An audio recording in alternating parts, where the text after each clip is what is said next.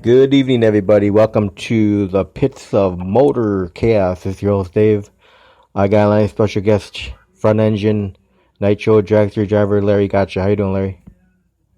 I'm doing real good. So, Larry, tell me a little bit about your drag racing history. How did you get in drag racing? What year did you start and all that good stuff? Well, my dad was into auto racing. Never raced anything, but when I was a kid, we went to the circle track races every weekend, and him and I never got a chance to go to the drag races together because he passed away when I was young. And the first race I went to was like 1964 at Upley Dragway in Michigan, and I was stung from then on. I went to the Popular Hot Rodding Championships at Martin 131 for like 16 years in a row, and always wanted to do it, And in '94, I started driving a front motor junior fuel car for a friend of mine, and the only place we really had to go with it was Indy Good Guys. And we ran Indy Good Guys until '99. We ended up runner-up twice. And, it was a low buck operation, and when the Australian, heads came into the scene and stuff, everybody started going real fast. He decided that he didn't want to spend the money to update the car, so we just basically parked it. And I quit for 20 years. And then a friend of mine and I had made a deal to go to the Popular Hot Rodding, or not the Popular Hot Rodding, but the Hot Rod Reunion in Bowling Green. And so we went down there and we helped a friend of mine, Jim Young, on his top fuel car. And I'd been looking at a car to buy because I wanted to build an A fuel car. Well, the more I thought about it, it was like the junior fuel car. Nobody really cared if you showed up with a junior fuel car or not. So I ended up buying a roller and put together a top fuel car.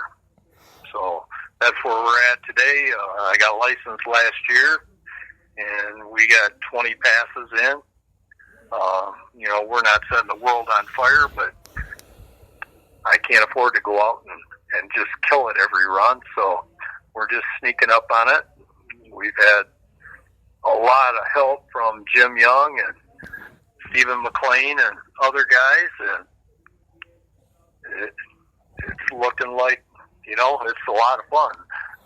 It's kind of funny because a bunch of us older guys used to go to a coffee every morning at a pub in town where we live until the COVID deal, and them guys didn't know any better than to tell me they'd crew for me. So, it's like old guys reunion with the exception of a couple of young guys. So far we're having a pretty good time. Yep, so you're 69 years old and going strong, huh? Well, trying to.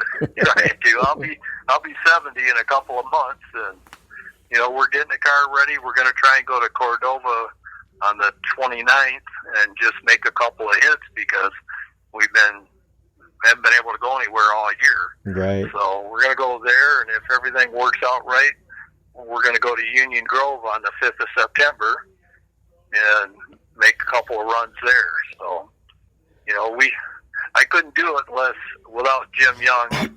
He's helped us, and we belong to the Extreme Top Fuel Group, so we try to support him. And, the guys have been great. They welcomed us and gave us all the help they could. So, the big happy family is really true, Everybody helps everybody, so. Yep. Yeah, that's where you need to go, though. If you want to get that car tested out, you got to come down here to Union Grove because they're always open 6 days a week. Right. So we've been there and helped Jim before, and this thing, the deal there on Labor Day, the Saturday before Labor Day, just happened. So if we don't break it or something at Cordova, then we'll be there. So you're not going to run Sunday too at the Union Grove?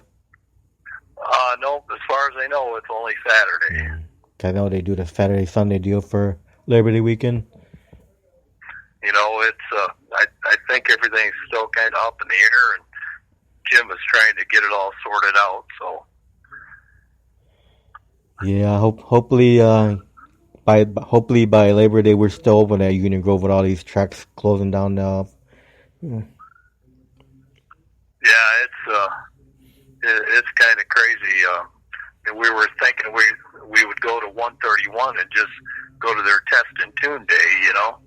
And there's a few of us supposed to go to this deal at Cordova.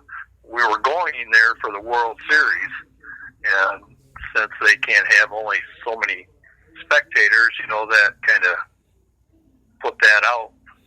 So, Yep. you know, we'll go make a few passes, and maybe we can help Dominic out. It gives us a chance to run the cars.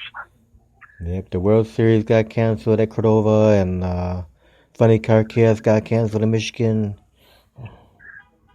Yeah, we were scheduled to run the Northern Nationals at Michigan, and, you know, being close, that would have been great. But, you know, it didn't happen, so.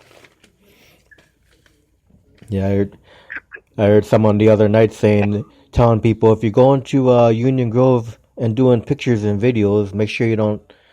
I know you take good pictures and videos, but try not to put them up because we don't want the wrong people seeing them and saying, "Oh, look at all these people with no face mask at Union Grove."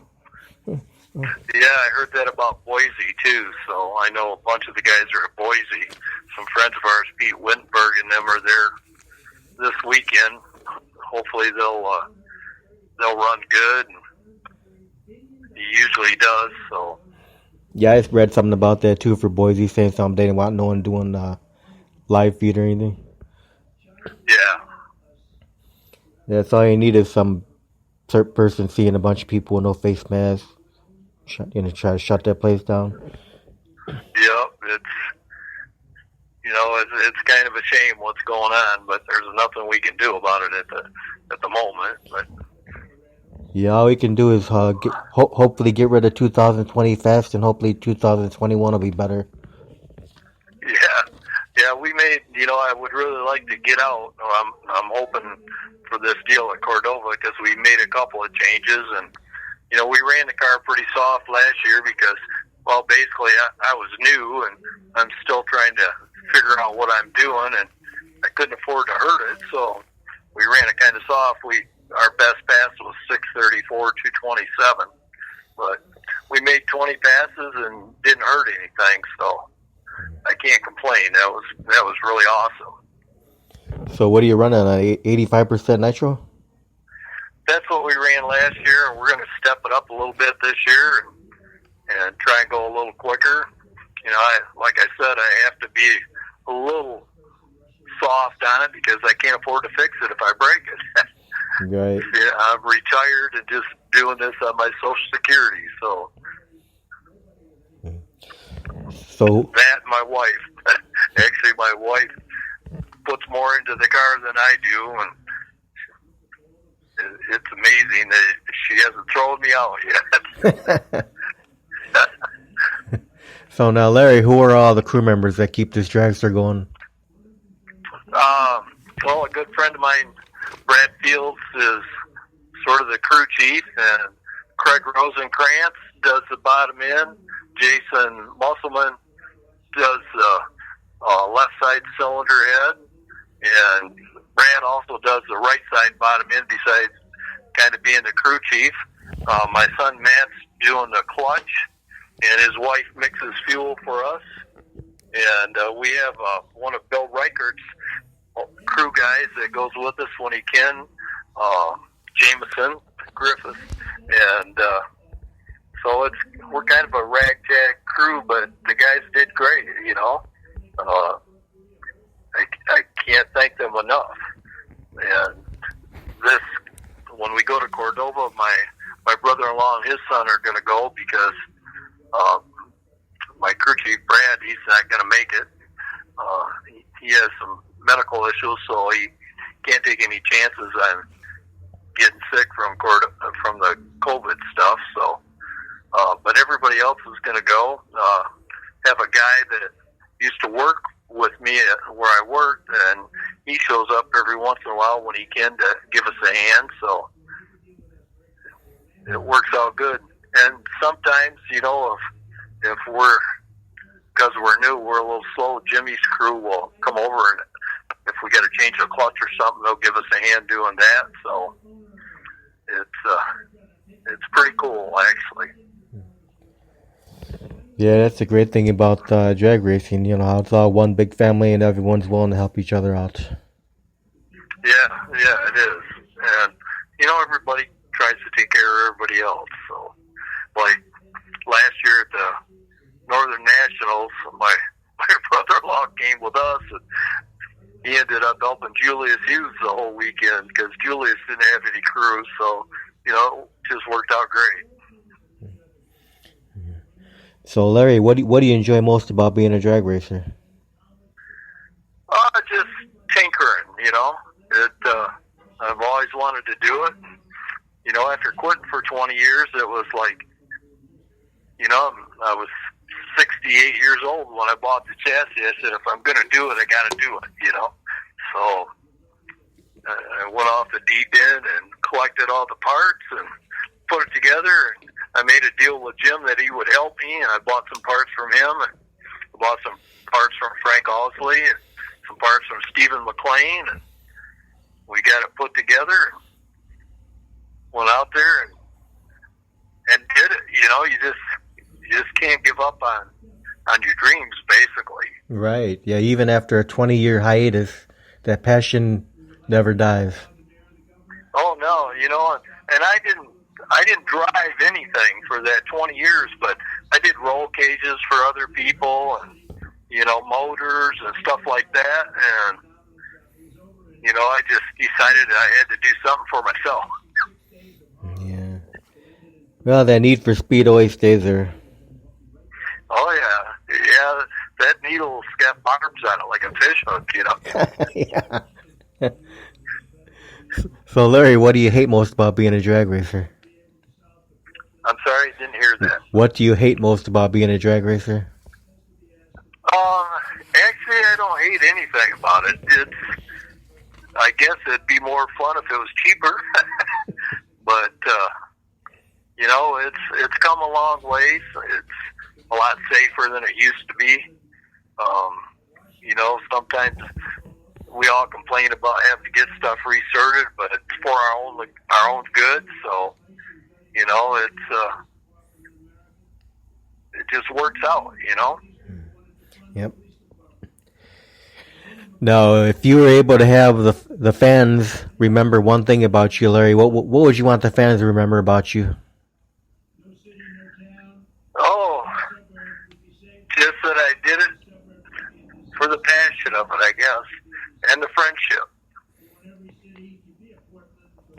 Now, do you think that you could become a better drag racer? And if so, how can you achieve that? Well, I think I could. I just need more seat time. This is a totally different car than I drove before. So, the old car had a power glide in it. This is a different animal, and you can't see where you're going. So, it just takes a little time. We're getting better. We've done fairly well, I think. Scatter shield, if you had a 4-speed car, I didn't go back because I couldn't afford a scatter shield. But that car ran like 1375, and it was fun. I had a good time, and that's basically screwed since. Were you nervous at all going down track for the first time? No. Actually, I wasn't. When you people in drag racing stuff before he left for home, so he's leaving for home Sunday, and then he's going to drive all the way from Kentucky to Cordova when we run there. So how was your experience driving a Nitro car for the first time? Oh, it's quite exciting. There's no doubt about it. It's when you step on that pedal, you better have a plan of where you're going. it's exciting. Now, when you're out there on the starting line, Larry, do you yourself, do you have any pre-race rituals or superstition when you're in the dragster? No, I try to do everything the same way every time, and none of that stuff really bothers me. The biggest issue I have is, when I'm sitting in my car, you can't see the front wheels, so it takes a little getting used to, and I'm still getting used to that. Now, does a lot of preparation go into getting that dragster ready for weekend racing? Oh yeah, I bought a clutch grinder so we could grind our own clutches and stuff, and me and Jason Musselman and my son have been working on the machine for 3-4 days trying to get it ready, because I bought a used one, and getting ready to grind our own clutches, because I need to get a clutch back in the car so we can start it. We haven't started it all summer, so we've been working on that. I live on a small airport, so I have an airplane hangar we can work out of, and I have a hoist, and I have a Bridgeport mill, and a lathe, and Heliard welders, and tubing benders, and so, I've always tried to be self-sufficient, so to speak, Now, do you have any favorite tracks? I guess two of them. I love Cordova, and I love 131 at Martin, and they've both treated us like kings when we've been there. So it's just awesome. So now, if you come down to the Great Lakes Dragway in September, that'll be your first time there?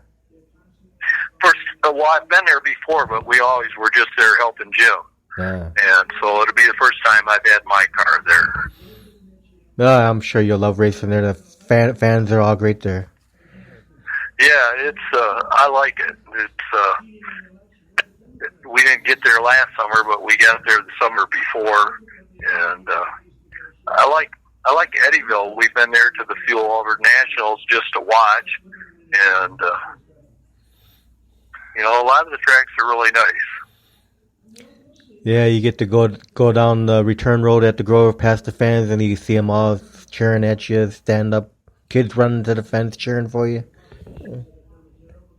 Yeah, it's like when I decided to do this, I had nothing. I didn't have a truck. I didn't have a trailer. I didn't have a car.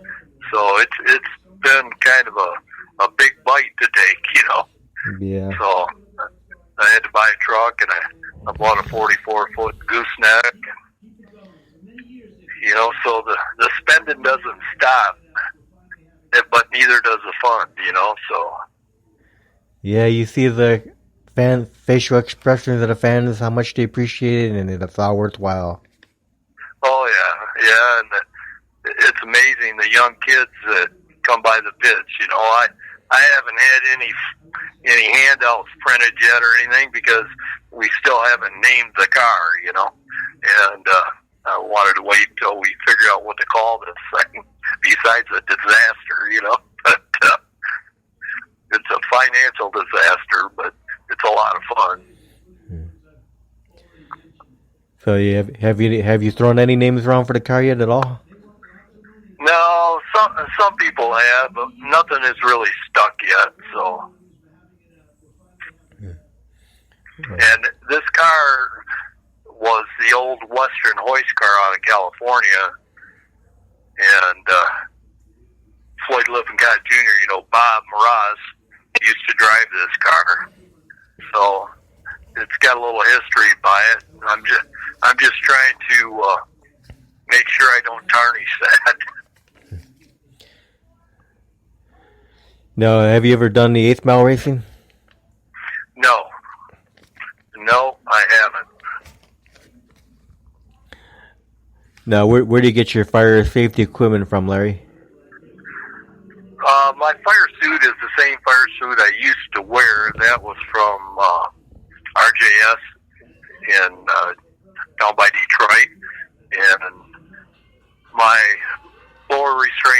things from Taylor and my diaper, and got a set of Simpson chutes on the car. You know, some of the stuff was on the roller chassis when I got it, so I haven't changed it. Fire bottles. It's pretty much, it's an up-to-date deal, and it's got everything you need. It's got the receiver for NHRA, so that if you go past the finish line, it pulls the chutes. The Extreme Top Fuel guys have all made the commitment, and we all bought the throttle shut off if crankcase pressure gets up. You know, if you burn a piston or something, so it shuts the throttle off. And we're trying to make sure that we don't oil the track somewhere, if at all possible. So, you know, we've spent the money to buy all the stuff to try and be the best show that we can put on. And there's about probably 16 cars in the Extreme Top Fuel group now. So, you know, and they're mostly Midwest cars. So it's kind of a neat deal, you know. This would have been a really great year for the group if all this stuff wouldn't happen with the COVID stuff. Yep. Crazy. I'm sure everybody's saved some money, so next year should be pretty good. Yep. Just a crazy year, Larry. Oh, it is. It's insane, you know. And our governor keeps locking us up tighter and tighter again. So, man, and who knows what the future is? Future is a Route 66 in Illinois. I have no idea. Right, I've seen that. You know, so many tracks have been for sale. There's a track by us that's only like 35 miles from us that was sold a couple of years ago, and the guy that bought it went in there and spent a whole bunch of money on it, and he's still spending money, but, you know, the neighborhood has had him shut down, and he's reopened, and, you know, it's a constant battle with the court system, so, you know, it'd be really nice to be able to go out there. Yeah. We used to run the old car out there 2 days a week. We'd go Saturday and Sunday. But just to have a good time, you know. Yep. I think when you stop having fun racing, that's when it's time to retire, probably. Yeah. It's you know, the saddest part of this whole deal for me is my wife still works. She's younger than I am, and I'm retired, and she hasn't yet, so she don't get to go all the time, and that's a shame. I wish she could, you know. Yep. Now, throughout your drag racing career, have you reached any milestones at all, Larry? No, I just seem to get older. You know, it's just, this is something I've wanted to do for 4 years, you know. And the first time I went to 131 was 1969, and they were still running front motor fuel cars then, and I've always wanted one, and it took me this long to do it. Had 3 kids and raised them, and been through a divorce, and remarried, and, you know, all that kind of jazz. Finally pulled it off, I guess you could say. Now, have you had any accidents or close calls in your racing career? Oh, I haven't hit anything, I'll put it that way. Just cones. Yeah, just cones. I hit the cones at Bowling Green, and, you know, you have little instances, like when we used to run the old car, we still wore the fuel mask. You know, one time the guys didn't get the helmet tight enough, and it pulled my mask up over my eyes at the finish line. And, you know, but once you're comfortable in the car, you just reach up and pull it down, you know. But other than that, the fuel car, it haven't had any issues yet. I mean, sooner or later you're going to break something and you're going to have an issue. But so far, so good. Well, knock on wood, Larry, you're not going to have any accidents. Yeah. Yeah, like Big used to say, there's two kinds of drivers in fuel cars, the ones that are crashed and the ones that are good. but we're good, and we make sure we got all the safety gear, and I trust my guys. You just go do what you're going to do, Yep. As long as you know you got a good crew, it's just very trustworthy, you're in good hands. Yep, that's for sure. I trust these guys all the time. Now, outside of drag racing, do you have time for any other hobbies? No, I've never been a hunter or a fisherman or a snowmobiler or anything like that. It's pretty much the car thing. I'm usually in that airplane hangar doing something, tinkering with something, either a car or making something for somebody else or whatever, Yep. Now, if you were able to hit a time travel machine and go back in the time, would you do anything differently with the drag racing career? I would like to have started this deal sooner, but it is what it is. You take what you get, Yep. I'm going to ask you some fun questions now. Now, if you and your wife have time to go on a vacation, what's your favorite vacation getaway? The last time we went on vacation, we went to the March meet.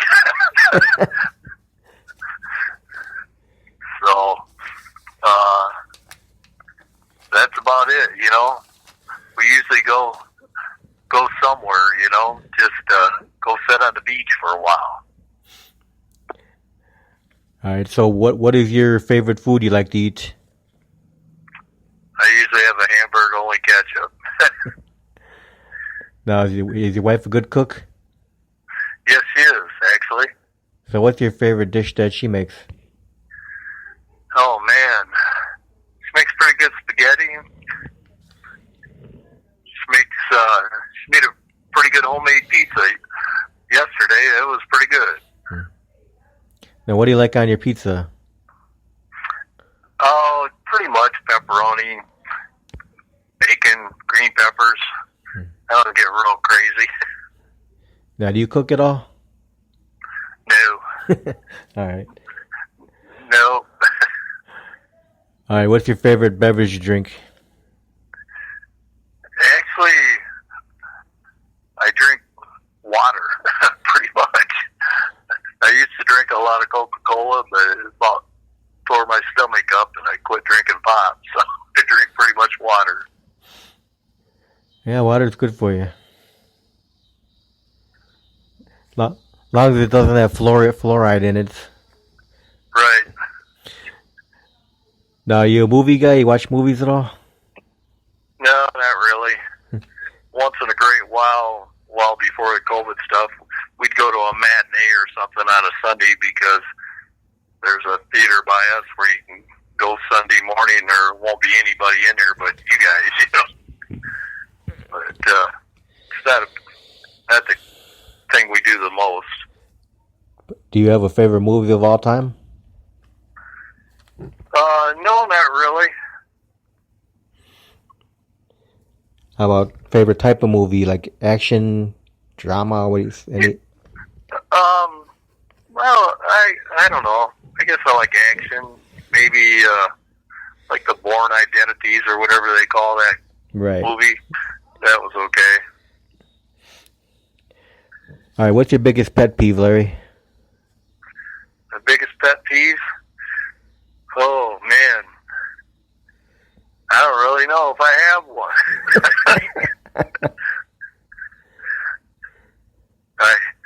I hate politics. I guess that's it, All right, what's your favorite music? Oh, I like rock and roll, but I like the older rock and roll probably better than some of the new stuff. You talking about older, like Buddy Holly, like way back then?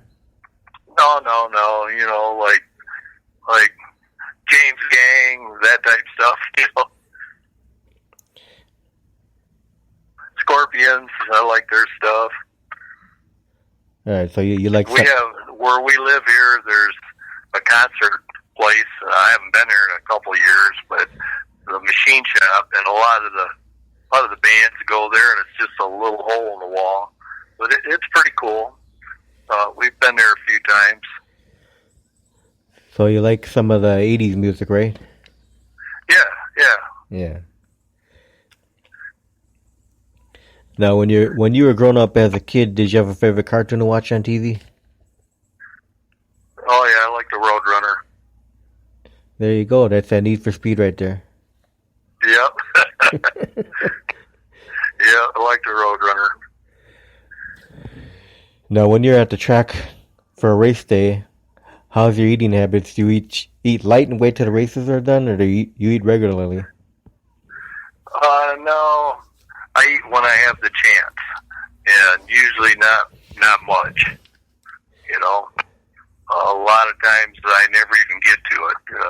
We've been, because we're new, we're a little slow at getting things done. So, you know, last year at the track there was a few times. By the time we got to the hotel, it'd be like 1:30 in the morning. So after servicing the car, so you know, you eat when you can. Yeah, you don't have the wife around to make sure you eating. Right.